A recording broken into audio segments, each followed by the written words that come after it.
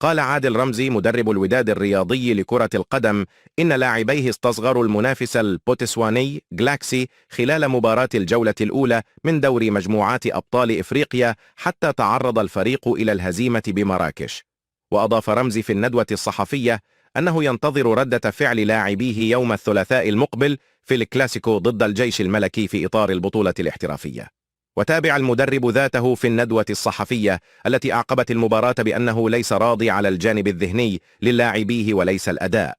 وأوضح رمزي بأن هذه الهزيمة ستجعلنا نرجع للأرض بعدما ظن البعض بأن الوداد وصل إلى أعلى مستوى بعد الدوري الإفريقي، حيث قال بالحرف: شي وحدين في الفرقة ولاو منفخين.